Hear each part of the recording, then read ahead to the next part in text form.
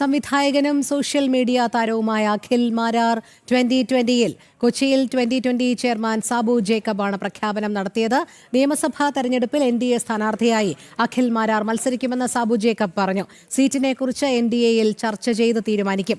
രാജ്യത്ത് നടക്കുന്ന വികസനങ്ങൾ കണ്ടില്ലെന്ന് നടിക്കാനാകില്ലെന്ന് അഖിൽ മാരാർ പറഞ്ഞു. 2020 എന്ന് പറയുന്ന ഒരു പൊളിറ്റിക്കൽ പ്രസ്ഥാനം എന്ത് ആശയമാണോ എന്ത് ഡെവലപ്മെന്റ്സ് ആണോ ഈ നാട്ടിൽ കൊണ്ടുവരാൻ ആഗ്രഹിച്ചത് ഇത് മനസ്സിൽ തന്നെ സൂക്ഷിച്ചുകൊണ്ടിരുന്ന ഒരാളാണ് ഞാൻ മുൻപേ. നമ്മുടെ രാജ്യത്ത് നടന്നുകൊണ്ടിരിക്കുന്ന വികസനങ്ങൾ കണ്ടില്ലെന്ന് നടിക്കാൻ പറ്റത്തില്ല. അതേസമയം തന്നെ നമ്മുടെ കേരളം പലപ്പോഴും ചിന്തകൾ കൊണ്ടും മറ്റു പല കാരണങ്ങൾ കൊണ്ടും പിന്നോട്ടാണ് പോയിക്കൊണ്ടിരിക്കുന്നത്. കൂടുതൽ വിവരങ്ങളുമായി മിഥുൻ അയ്യപ്പൻ ചേരുന്നു. മിഥുൻ, അഖിൽ മാരാർ 2020-ൽ അതോടൊപ്പം എന്തുകൊണ്ടാണ് 2020-ൽ ചേർന്നതെന്ന് വ്യക്തമാക്കുന്നുണ്ട്. രാജ്യത്ത് നടക്കുന്ന വികസന പ്രവർത്തനങ്ങളുടെ ഭാഗമാകാൻ വേണ്ടിയാണ് NDA സ്ഥാനാർത്ഥിയായി അഖിൽ മാരാർ മത്സരിക്കുമെന്ന് 2020 ചെയർമാൻ സാബു ജേക്കബും വ്യക്തമാക്കുന്നതിലൂടെ രാഷ്ട്രീയ ചിത്രം പുറത്താകുകയല്ലേ?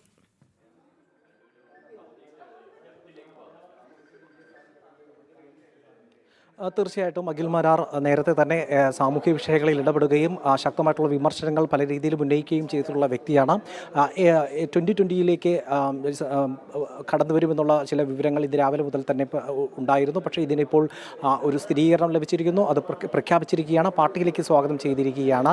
ഒപ്പം തന്നെ വരുന്ന നിയമസഭാ തെരഞ്ഞെടുപ്പിൽ NDAയുടെ സ്ഥാനാർത്ഥിയായി മത്സരിക്കുമെന്നും വ്യക്തമാക്കിയിരിക്കുന്നു. എവിടെ മത്സരിക്കും എന്നുള്ളതടക്കമുള്ള കാര്യങ്ങളിൽ NDAയാണ് പ്രഖ്യാപനം ഉണ്ടാകേണ്ടത്. അത് മുന്നണി മര്യാദകൾ അനുസരിച്ചുള്ള മുന്നണിയുടെ ചർച്ചകൾക്ക് ശേഷം NDAയിലെ മുന്നണിയിലെ ചർച്ചയ്ക്ക് ശേഷം അത്തരം കാര്യങ്ങൾ വ്യക്തമാക്കുമെന്നാണ് പറഞ്ഞിരിക്കുന്നത്. ഒപ്പം തന്നെ തീർച്ചയായും രാജ്യത്തുണ്ടാകുന്ന വികസന പ്രവർത്തനങ്ങൾ കണ്ടില്ലെന്ന് നടിക്കാൻ കഴിയില്ല എന്ന് ഈ 2020-ൽ ചേർന്നതിന് ശേഷം ഇപ്പോൾ വാർത്താ സമ്മേളനത്തിൽ അദ്ദേഹം അഖിൽ മാരാർ വ്യക്തമാക്കിയുണ്ടായി. ഒപ്പം തന്നെ സംസ്ഥാനത്ത് നടക്കുന്ന ഭരണവിരുദ്ധ വികാരമുണ്ട് വലിയ രീതിയിൽ.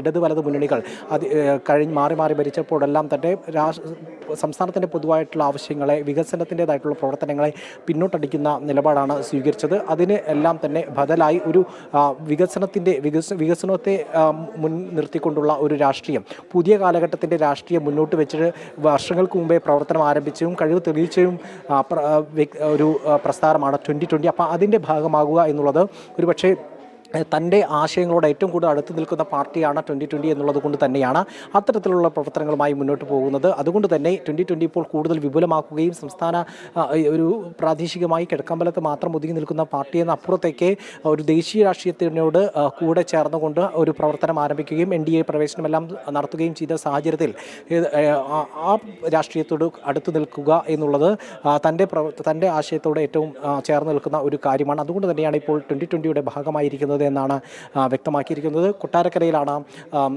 അഖിൽ മാരാറിൻ്റെ സ്ഥലം. പ്രവർത്തന മേഖലയും അതുതന്നെയാണ്. എവിടെ മത്സരിക്കുമെന്നുള്ള കാര്യത്തിലടക്കം മുന്നണിയിലെ തീരുമാനത്തിനനുസരിച്ച് നീങ്ങുമെന്നാണ് ഇപ്പോൾ അഖിൽ മാരാർ വ്യക്തമാക്കിയിരിക്കുന്നത്. ഏതായാലും 2020 അടുത്തിടെ NDAയിലേക്ക് പ്രവേശനം നടത്തിയതിന് ശേഷം പാർട്ടി പിളർന്നുവെന്നും പലരും പാർട്ടി വിട്ടു പോയി എന്നുള്ള വിമർശനം നിലനിൽക്കുകയാണ്. പ്രമുഖരായിട്ടുള്ളവർ പാർട്ടിയിലേക്ക് എത്തുകയാണെന്ന് ഇപ്പോൾ അഖിൽ മാരാറെ പാർട്ടിയിലേക്ക് എത്തിച്ചുകൊണ്ട് ഒരു മറുപടി കൂടി കൊടുക്കുന്ന, രാഷ്ട്രീയമായ ഒരു മറുപടി കൊടുക്കുന്ന ഒരു രീതിയിലേക്ക് ഈ പ്രവർത്തനം എത്തിയിരിക്കുന്നത്. ഏതായാലും ശരി, മിഥുൻ അയ്യപ്പനാണ് വിവരങ്ങൾ നൽകിയത്.